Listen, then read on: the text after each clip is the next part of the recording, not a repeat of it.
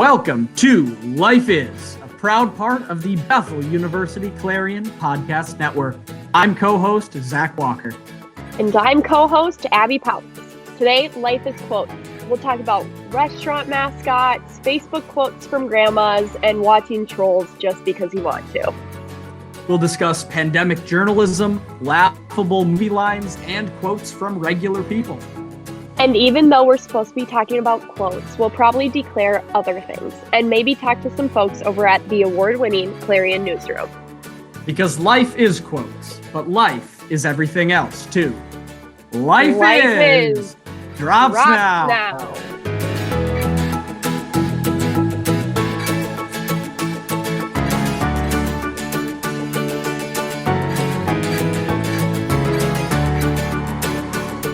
All right, Zach. Quick question here for you. What's the best quote off the top of your head right now? Better pizza, better ingredients, Papa John's. Better ingredients, better pizza, Papa John's. Sorry. It's simple, it's elegant, gets the point across. Is that your favorite pizza? It's Papa true. John's? I don't know. I haven't been able to eat regular pizza in like 10 years because of gluten. Yeah. But I think if I had to say what my favorite pizza chain is, so I think I'm in an interesting position here because I get to pick a favorite pizza chain, not because of the taste of the pizza, but just because of like the essence of the chain. Oh, okay. It's dangerous to make this pick, but I'm gonna pick Papa John's. Not because of the Papa, because he's not a good guy and he's like a racist and he's not good. Kids don't be Papa. But my best friend Mark loves Papa John's more than anything. He loves the garlic sauce. He loves the little pepper boy. Yep. He thinks he loves Papa John's. And also the character of Papa is really funny. And he's a bad guy, but he's pretty hilarious. There's a video out there from the H3H3 YouTube channel where he's in his giant mansion. He's talking about Papa John's, and his son, Bo, comes into the house, and Bo puts his arms in the air like this and just goes, "Bo in the house." And it's really good. Papa John's also, because Papa is now not the spokesperson, because as stated, he is a racist. Issues, yeah. He's no longer the spokesperson for it. So he put out this like kind of hate video toward Papa John's, and it was talking about like how since he left, the pizza's not the same, and he's talking about how like a day of reckoning is gonna come. And if you look up the video, he looks like he's sweating garlic sauce. And in the video, he says, "Why have I never seen this?" It's great. He says, and I quote here, let me, I'm going to share my screen here. Okay. So this is Chaboy Papa, and he's sweating that garlic sauce. There he is. Oh my gosh, yeah, I remember him from commercials. And he's not in them anymore. So stay tuned, the day of reckoning will come. So that's Papa. In that video, he says that in the last 30 days, he has eaten more than 40 Papa John's pizzas. No way. Yeah. And he just like kind of says it nonchalant. Just like, yeah, I'm kind of doing quality assurance. And in the last 30 days, I've eaten over 40 pizzas and they are just not the same. They're just not the same quality. Why is he like a slice from each or like a bite from each? I don't think you need to eat the whole pizza to confirm whether or not it's good or bad, right? Oh, Papa does. Papa does. So this is what I've learned about you from being on this podcast. You love restaurants for the spokespeople. Like the fact that you know Papa and you know Grimace and all of Grimace's friends, and you know Scoopy from Culver's. I have learned so much about restaurant mascots on this podcast. Yeah. And I'm really glad that you love them. Thank you. They go unnoticed. So They do. I'm really glad that you notice them and you love them because for who they are. I do love them. I feel like they go unnoticed because a lot of them are like for kids, and a lot of them like aren't on the like the in quotes for kids. For kids because Trolls it's for is me also as well. for kids. yeah. But like restaurant, I would do a 1 hour podcast on just ranking restaurant mascots and just talking about all of the greatest ones because there's some absolute bangers out there, and I love them. Is it always fast food chains, or do like mom and pop restaurants have a mascot? I guess at my cabin, super good question. There is this hole in the wall restaurant called Chet's Chicken. It's on the lake. It's looked the same since I was born. The bathrooms are as big as like a stall. Like that's it. Just like a little like 5x5 thing with a sink and a toilet. And there are fish decorations and like fake plants everywhere, all over the walls. The floors are uneven. It's a mess. But I think their mascot is a chicken. They make like merch with chickens on them, little cute chickens and stuff. And I want one because I love that restaurant because they have a great salad bar. I love basic salad, so it's my favorite thing ever. And then I'll get a baked potato. Well, like they're known for their fried chicken, and I guess it's amazing. That's what everyone tells me. But I feel like I can't get a fried chicken shirt because I'm vegetarian, but like it's really cute. So I'm glad they have a mascot, I guess. Do they have like have you ever seen him in the flesh? Chet the chicken? Is his name Chet, I assume? Yeah, I would assume too. No. Okay. Never they seen don't. He's just on shirts. Yeah, he's just on shirts. Also, I want to point out, where is this place? This seems like it's like in the middle of the woods somewhere. It is. What's the town? I think it might be Garfield. Let me Garfield, Minnesota. That's where my cabin is. It's near there. Okay. You know what? You know something about Garfield? What? He hates Mondays. Oh my gosh. And he loves lasagna. Just want to put that out there. Also, it's in Parker's Prairie. Parker's Prairie. Okay. So I think you are probably the only person in the world who goes to Chet's Chicken in Parker's Prairie, Minnesota. It's only open during the summer. For the salad bar. I know. That's your go-to. You ask anyone in Parker's Prairie, hey, where's the best place to eat? Well, if you want a dang good salad, you hit up Chet's Chicken. Last question here for the first segment. Did you have a senior quote? No, we didn't do that. Okay. Which is kind of lame. Either. It is lame. Because so our like rival school, it's like the town next to us, they did senior quotes and they all were like funny and fun. It's kind of disappointing that our yearbook is just like our picture and that was it. Why don't we get to do those? I don't know. Money? Who's in charge of that? Money? No, we yearbook put a crew. Bunch of junk in our yearbook. I know. They have plenty of room. Yeah, that's true. I feel like it's probably like it's the yearbook crew, so they could have done it. Because you remember there was like all of that group of kids that were really into yearbook. Yep. And they probably had a meeting and they're like, should we do senior quotes? And one of them said like, weren't creative to come up with it. So they said nobody gets to do one. No one could think of a cool one because they weren't creative enough or cool enough. And they're ruining other people's lives. All yearbook crews ruined my graduation. Yeah, whoever was my yearbook crew, I'm disappointed. You put way too many pictures of a Leafy, which is our mascot, a leaf. No way. Really? Yeah. Yep, it's pretty lame. So thank you for It's not lame. That's awesome. Mascots are the best. We're a leaf. Yeah, that's so cool. We were the Hawks. And it's just like, that's like better. That's a little more intimidating. It's not better. I would so much rather be the Leafs. That's hilarious. Nobody. Wait, were you the Leafs or the Leaves? Like, correct. Like, I don't know. Also, what was your school, if you don't mind sharing that information? I don't know Maple why Grove the Senior Maple High. Grove Leaves? Crimson Leafs. Leaves. Crimson. Yep. Of course. They came up. Oh, I think I went to the worst high school. Like, what the heck was the meeting for that? Like, Maple Grove, what the heck are we gonna call our team? I don't know, the Leaves? Well, that's pretty stupid. Well, what about the Crimson Leaves?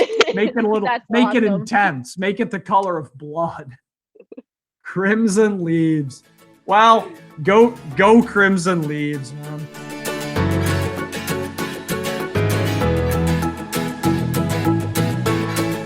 Okay, next up, we have Pulitzer Prize-winning reporter for the Seattle Times, Paige Cornwell. Paige, thanks for coming on. Thank you.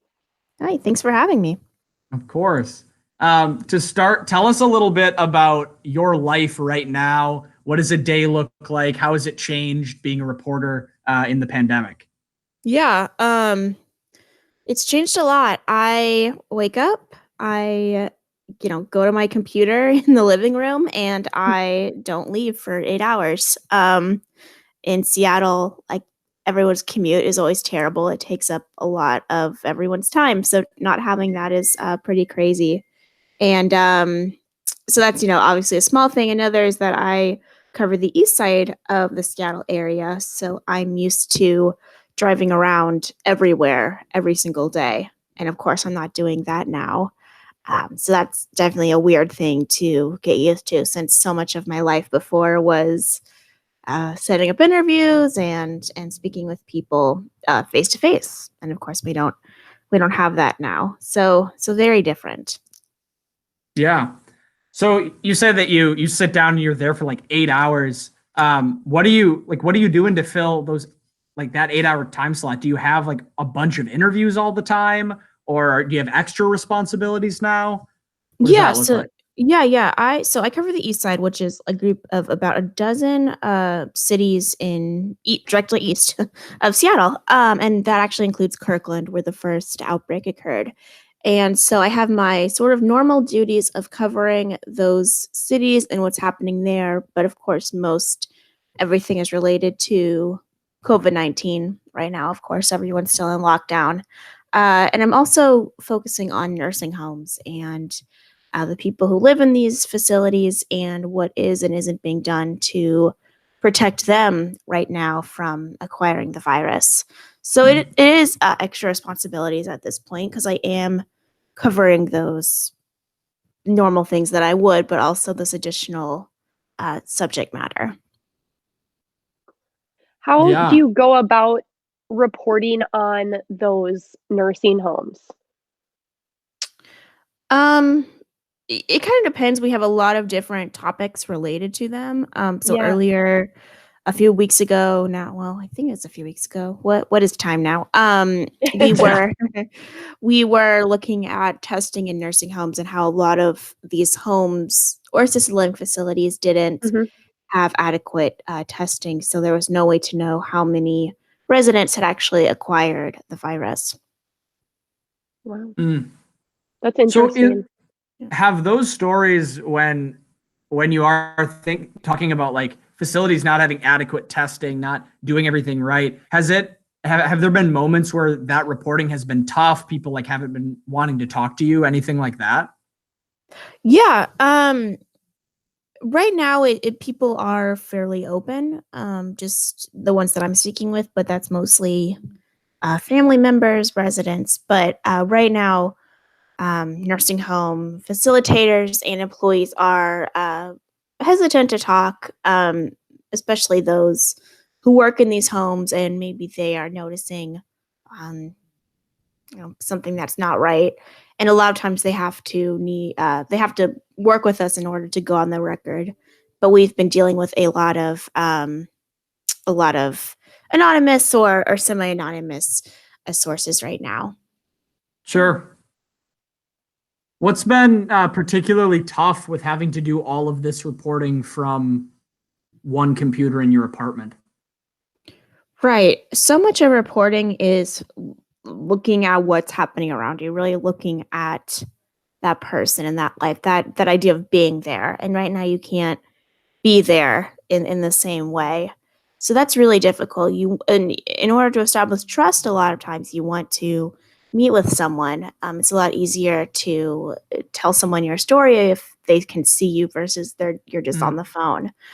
So that's definitely been difficult. So how have you remedied that? How have you kept your standard of quality up when the reporting style has to be changed? Yeah. I think for one, asking people how they're doing and maybe having that personal conversation, much maybe dedicating more of my time to that in the interviews, talking about my experiences even, and telling them that I'm not allowed to go meet with them, but I would like to. That often helps, but most people seem to get it and understand, which has been really nice. Skype also helps, or having people maybe send pictures or video dispatches from where they are is helpful too. Yeah. What's been a way that you've been working through it and getting through the stress that is the pandemic? Something other than work. Like what are you doing for fun? What are you doing to relax? Things like that. Going on a lot of walks. Really big into walks right now in Seattle. It's becoming really it's our beautiful season. We went through an entire winter of gray, and now the sun has come out. Doing that. Yeah, talking to my mom. She's in Kansas City, but she just figured out how to FaceTime. So I've been FaceTiming with her, which has been really cute. What else? Well, I've gotten really into watching Survivor, like old seasons of Survivor. I love Survivor so much. It's so good. I think I might write like a love letter to Survivor for the time.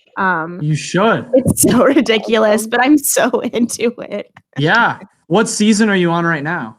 We are on the I think it's 28. It's like Beauty Kagayan? Yeah, yep. Okay, yeah. Yeah. So Abby, do you know my Survivor fandom? No, obviously it's the best. not. Paige, I also saw, I follow you on social media, and did you do a draft? Yeah, we did. We're so ridiculous. So we know who's gonna win because like that person's on the Winners at War, which I'm also really into. Of course, it's a great season. Of course. So we had to do we did like a draft of who was gonna get second place. Okay. And one of our friends got mad because he was like, "You spoiled like the third episode for me." And I said, like, dude, it's a 7-year-old show. Yeah, you spoiled spoiling the third episode of season 28 right. of Survivor.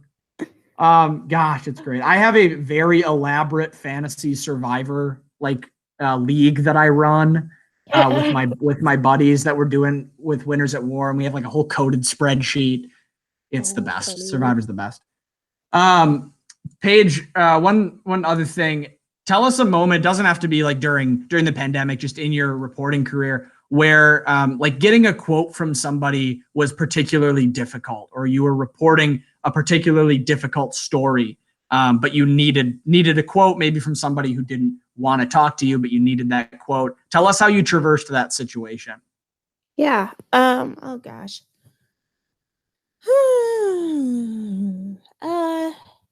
I was interviewing. This was after the deadly landslide in Oso, Washington, that occurred in 2014, and it's crazy. Wow, 2014, and 43 people were killed. And I interviewed a woman whose house had been in the landslide area, and she had actually survived. She like jumped into a washing machine and survived that way. So I was speaking with her, and she was being pretty not really hesitant, just kind of closed off. And she said, hold on, I'm gonna go for a smoke break. And I said, okay. So I thought I'll like let her go out on the smoke break. But then I saw her and I like decided, okay, I'm gonna go out with her. And she actually asked me like if I wanted one. And I thought, well, Okay, I'll say sure. So I actually was like, I wasn't actually smoking, but I like had a cigarette in my hand. And she just like started just telling me all these things, and I wasn't really asking her anything. But I think that helped establish a connection, and it made her more relaxed too. That sometimes if someone's in front of you with a notebook or a camera, that can be really intimidating. So when that's not there, it really helps. Yeah. So you being there and like accepting the cigarette kind of brought you to her level that it's not like a reporter source, it's just two people having a conversation. Yeah, I think so. Yeah. Okay. That's really, really cool. Yeah. Finally, Paige, where can people find your work if they want to read what you do? I'm doing a lot of smaller live updates and stuff now, so you can always go to seattletimes.com. You'll find me there. Heck yeah. Awesome. Well, thanks for Thank hanging out with you. us, Paige. We really appreciate it. Awesome. Thank you. And I want to join your fantasy league. Okay, absolutely. Like, no joke. Let's do it. All right. Bye, guys. All right. See you, Paige.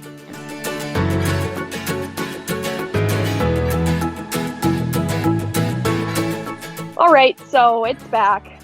Last Friday, we didn't hit it. We had some great stories instead, great Mother's Day stories. So for a now we're back. Now we're back to the real content. Yeah, now we're back to the real content of Life Is, which is this needs to the most important segment of this podcast ever. And I'm doing a start because positivity, I've only done negatives. I've only done stop. So I would like to start. You're really turning over a new crimson leaf. Crimson leaf. Yep, here we go. More yard games. I want to see people outside playing yard games more. I'm sick of like kids playing catch with like dads. Like you can only do so much of that. And okay, no, so this is the thing. Baseball season isn't going to happen. So stop practicing. What are you? Oh my gosh. I have so much to say, but keep going. I'm seeing way too much yard work happen, which great, go for it, whatever. Gets a little boring after a while. Yard games are literally the funnest things ever. I would like to see more created. So whoever is in the industry of lawn games, please get moving on some more things. I feel like all yard games just involves throwing something to hit something or get something into a target. And for some reason, I love all of them. I love bags. Did you know on ESPN the other day, they have like this cornhole championship? I learned so much. I am doing everything wrong when I am playing cornhole. I love that. Isn't the trick to cornhole like you have to kind of spin it when you throw it? You spin it and then you're supposed to like slide it on the board. I'm always just trying to hit it or just like go straight through and make it in. Yeah. So you have to make it slide. I love lawn darts. I have some lawn darts. You do? You have jarts? The metal ones? Yep, at my cabin. And they are way better than the new lawn darts. You just have to be careful. You have to be careful. You can't have kids running around. You need to be older than at least 15. You have to have self-control and know what you're doing. No alcohol can be present. Like, it's a serious game. It's like a giant needle and you're chucking it to hit a hole. It's way more fun than the other ones. I'm so glad that you brought this up. I was going to bring this up because original lawn darts are illegal now. Yes, they are. So they cannot be made because if you're a police officer, please do not report me because my family has a lot of fun with the original lawn darts. If you look up like lawn darts injuries, they're like kids with these giant metal stakes in their heads. That's the issue. So who thought of doing that? Who thought of, oh yeah, let's make it metal? You need to have better rules if you're going to do that. The 1960s thought of that. they had no concept of safety. It was just like, it'd be sweet, a huge metal javelin that you throw at another team. I think that would be good. That's like the equivalent of that game where you like shoot a bow up into the air and then you have to like run away so the arrow doesn't hit you. So why does your family hold on? Why do you care so much about the old style lawn darts that can kill people? So why not I'm just sure get the new ones? Well, I'm sure my grandparents got them, and they were in our attic at the cabin, and we only found them like last year. We didn't know about them, and I didn't know it was a game until last year. And my dad was like, "Do you want to play?" And I picked it up and I was like, "This is allowed?" And he goes, "Oh no, these are illegal now, but this is what we have." And I was like, "You're kidding. Like, this is a game." Super fun. We like doing it. We're just not stupid about it. Like, everybody throws from one side, you walk to go get it. Like, it's not like bags where you can be on opposite sides. Okay. That doesn't make any sense. Why would you do that? Then you literally have to run away if it comes near you. If you look up like original lawn darts, I believe they were played like. I think they were too. With two sides, but maybe not. I guess I'm seeing right here that maybe they're not. Maybe they are safe and people just, I guess it's a company can make something that they think is safe and then people will be like, it'd be more fun if we threw them at each other. I think that if we added a little danger. I think that's all user error. Like, do we need to outlaw a fun game because a couple of weirdos want to be crazy? Like, those That's a big old issue that you're bringing up right there, Abby. What are those fireworks called where they're like, are they Roman candles? Is that what they're called? The ones that you're not supposed to hold, but everybody holds? Yes. I have seen people shooting those at each other. Yeah. So are we going to outlaw those? That was like everybody in my hometown as children. Yeah. It's like pretty soon we're not going to be able to have any risky fun. Risky but safe fun. So you're risky fun. This is like mirroring like the gun control debate. Yes. Is what this debate is, which is like really interesting and funny that happens. Like we can talk about should people make metal lawn darts? And that's like pretty much the same question of should people be able to buy guns? It should be not at the same level. And get you need a permit. You need a background check. You need to see the place where you'll be playing them. Flag ground. I was thinking the reverse. Like if you want to buy a gun, you just go to the toy aisle in Target and just grab and you just pick one off the shelf for $15. You go through self-checkout and you go launch them at each other. They should just do regular lawn darts, but maybe like just recommend bike helmets or any type of helmet and maybe like a vest so you don't a bulletproof vest. A bulletproof vest. You have to wear samurai armor. So basically, if you want to play lawn darts, you need to be a Marine. Yes. That's on the packaging.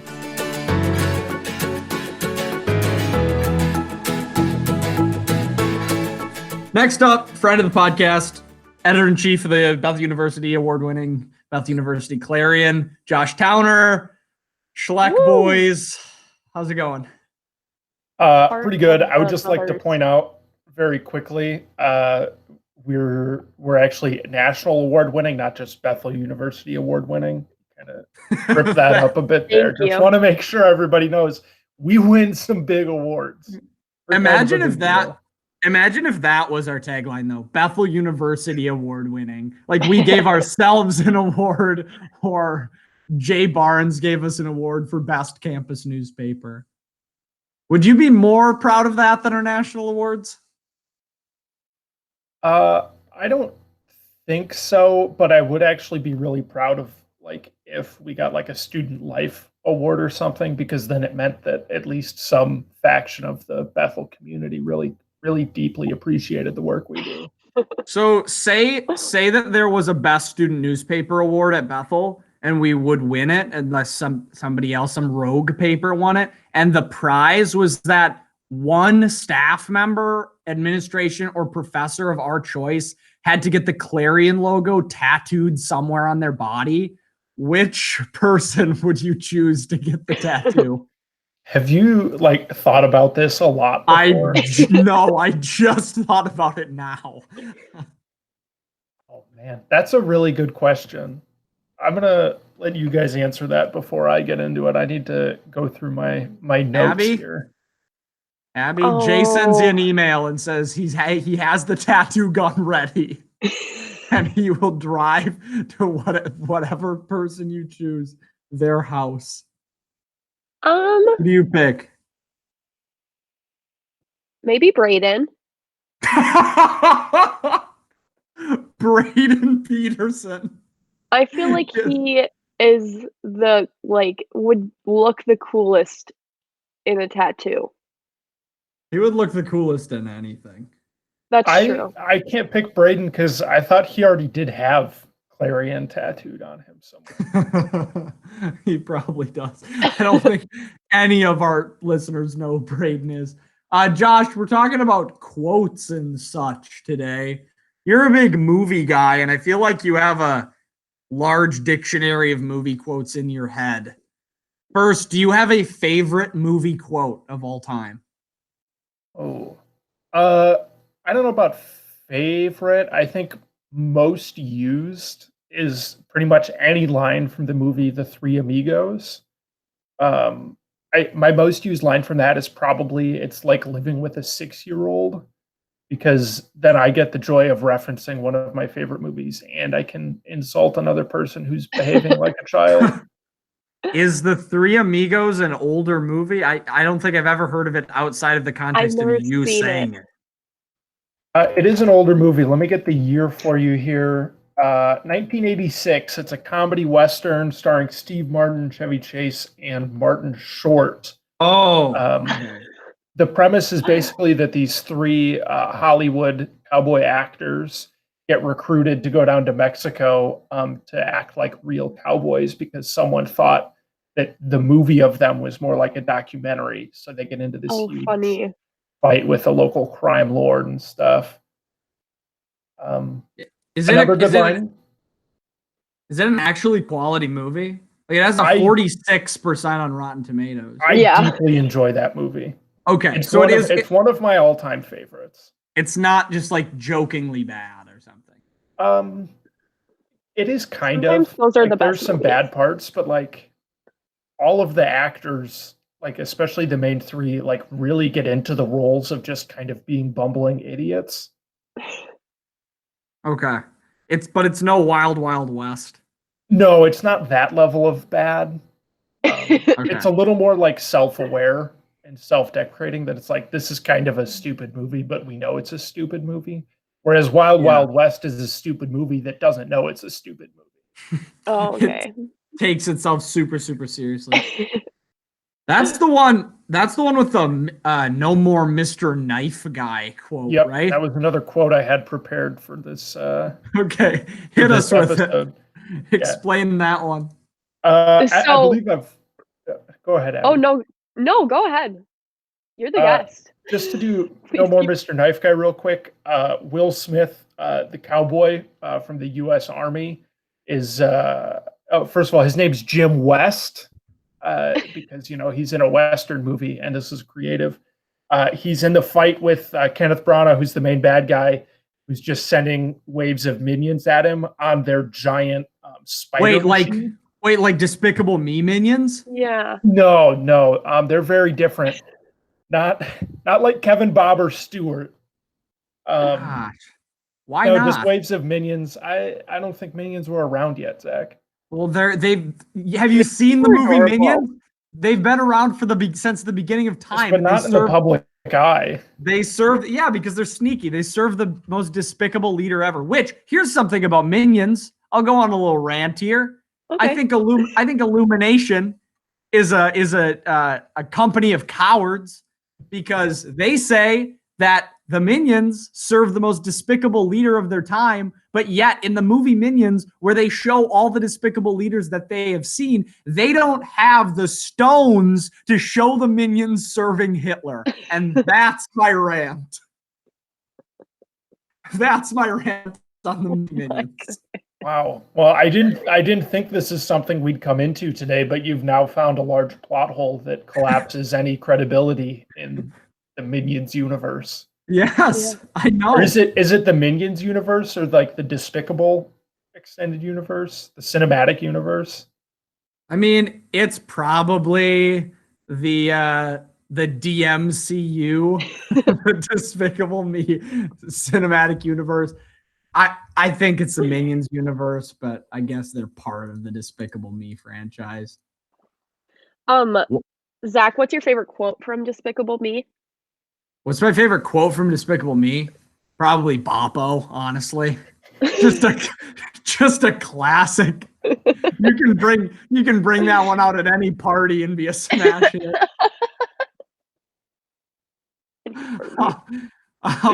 In all honesty, I don't remember a single thing from the Despicable Me movies other than Minions and like that There's one multiple scene.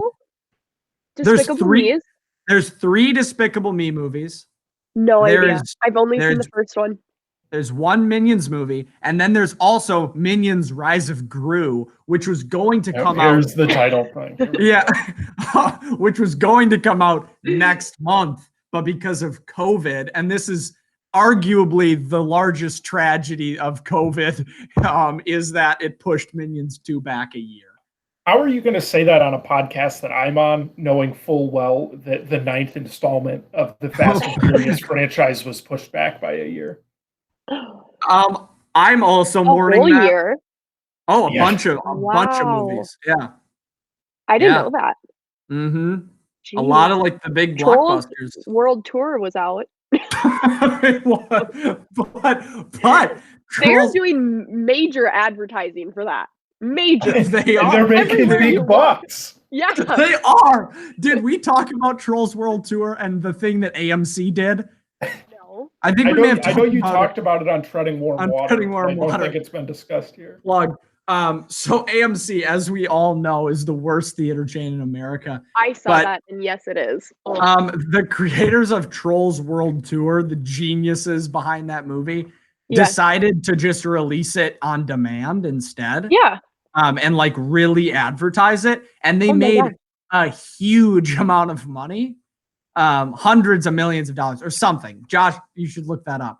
But they said they're like CEO of Trolls. I don't know if there's a CEO of Trolls. The Trolls man, the big troll, he said, yo, this really worked. Maybe we'll do this in the future and like not have theatrical releases. And the AMC CEO went off. It was the Universal, the CEO of Universal said, yo, this really worked. And the AMC guy or woman, I can't remember, went off and said, how dare you say something like this? And they said that they are not showing any Universal movies in AMC theaters anymore because of that tweet. Wow. That's excessive. I don't have exact numbers on the financials here that Trolls or Trolls World Tour made, but in 3 weeks of digital release, Trolls World Tour made more for Universal than the original did during 5 months. No way. So I don't know if they're going to miss you too much there, AMC. Do you think Trolls World Tour is better than the original Trolls? Because I like the original Trolls. I have not. You've never seen it? I can't say I've seen either of them. Okay, so I have a niece who's 4 now, but when she was 2, she loved Trolls. And so like that was all I watched. I was excited for Justin Timberlake to be at the Super Bowl because he sings the song in Trolls, and I was so excited to hear that song. because I'm sure. Why not? I'm sure it was your niece that was the reason that you liked Trolls so much, Abby. You should watch it. I enjoyed it. Now I've she's seen into part of different things, so I don't get to watch. I remember seeing part of it, and I don't. All I remember is that I have seen part of it. I remember absolutely nothing from that movie. Okay, a lot of people like Trolls, okay? It's not just me. It's not just me, guys. Obviously, other Trolls, cool people. Yes. Trolls World Tour made a lot of money, so obviously there's a big fan base. What are some good quotes from Trolls? Yeah. Okay, well, every song is great. Poppy, who is the pink troll, she sings "I'm cooler than a pack of peppermints," which is hilarious. I think that's so fun. I love a musical. And when it's like kid things, I think it's so fun. That song is very encouraging too. If you're studying for a test or anything, you listen to Get Back Up Again. You guys need to listen. I enjoy Trolls. Every single podcast, you age yourself by 10 more years. I think you're at least 97 years old right now. You just said the song "Cooler Than a Pack of Peppermints" is really fun. No, that's a line in it. It's called really Get Back Up encouraging. Again. It is. I love that song. It's just a quote from the song. It's the one I sing the loudest in the car, so that's all I can remember from the movie right now. The "Cooler Than a Pack of Peppermints"? Yeah. I found some pretty good quotes online here. From Trolls. The best one I found so far is from King Peppy, who says, right here, this is where we will rebuild our civilization. It has everything we need: fresh air, clean water, and sweet acoustics. They all sing. It's like the trolls are happy and they sing, and then there's these, I can't think of what they're called. They're like scary trolls. And they live in their own little town and they're trying to eat the other trolls, the cute trolls. It's very good. So I just love the singing. The scary trolls are the bad ones because they're not as cute. That's what you're saying. Is that the message? Is that the overall message the other of the movie? Trolls because they want to be happy. So because they haven't eaten the trolls, they're not happy. Oh, wow. It's a good movie. That's deep. It kind of is. I found it moving. Well, you heard it here, folks. If you want to be happy, you have to eat the happy trolls. Josh, thanks for coming on. Yeah, thanks for having me.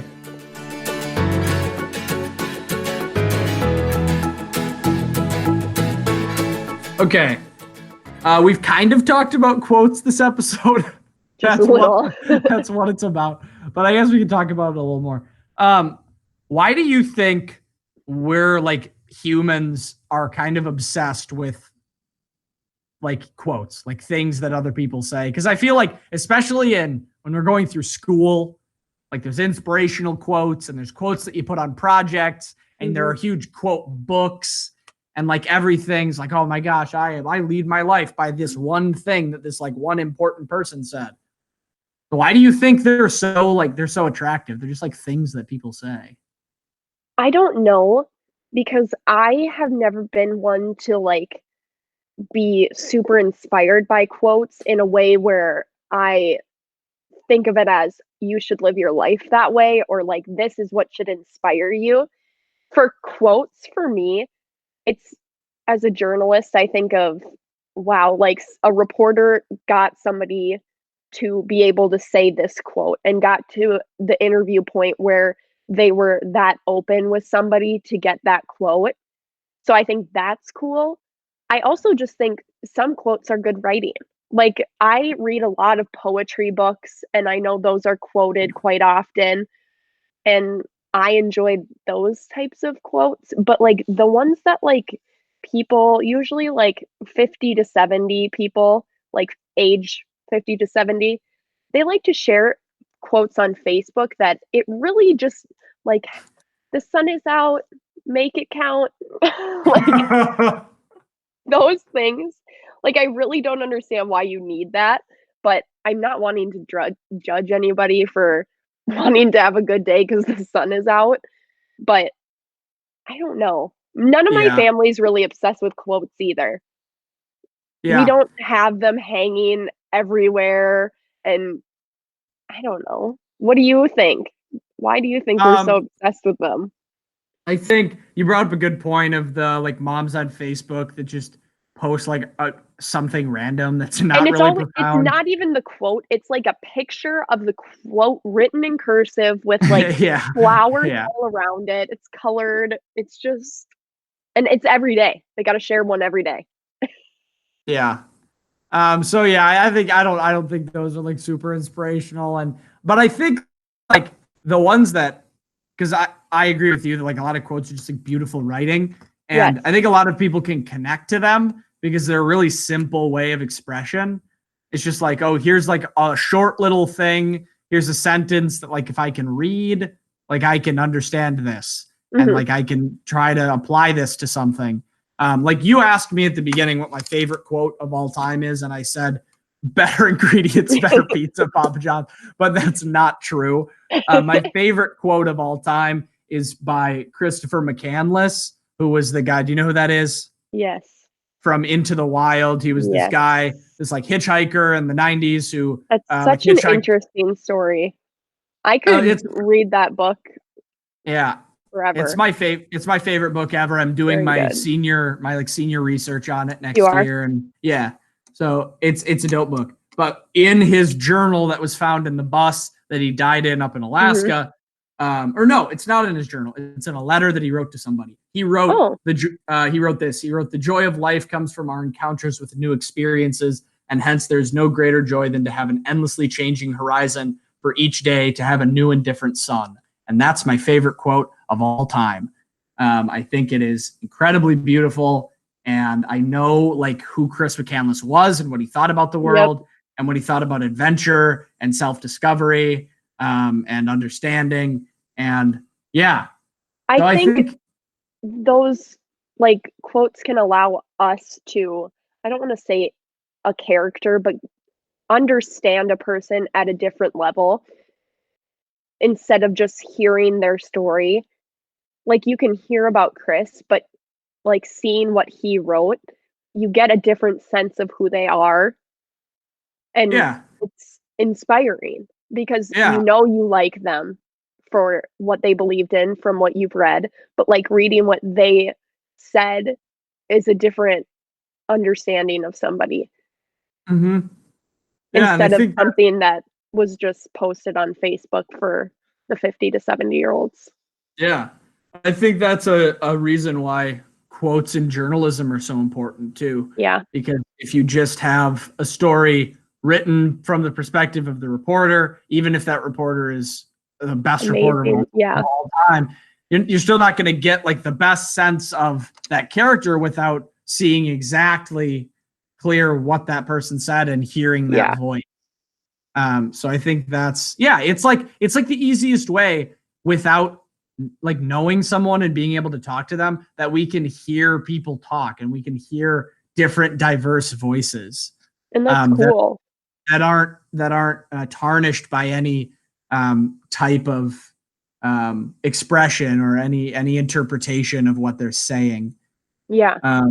So I think that's a big reason, but I'm glad that I found the Christopher McCandless quote and remembered it so I wasn't just talking about Papa John's. Papa John's the whole time. Yeah. But that is the most inspiring quote. Do you this might be more lighthearted, but do you ever write down quotes that your friends have said or remember quotes that your friends have said? I will do that sometimes if I laugh at something so hard. I'll write it in my notes because I thought it was hilarious at the time. And it's almost like a memory. It's like I'm taking a picture of a conversation that was really like joyful for me. Do you ever do that or no?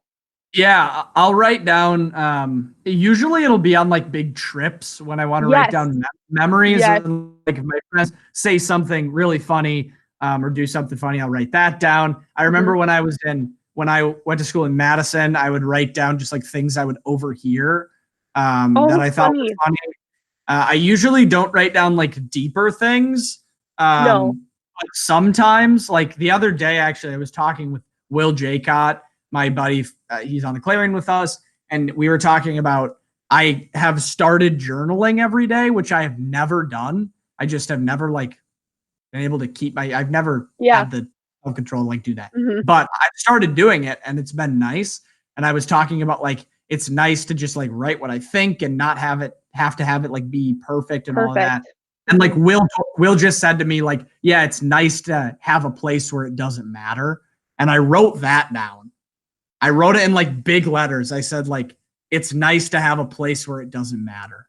Because I think that was really profound. Yeah.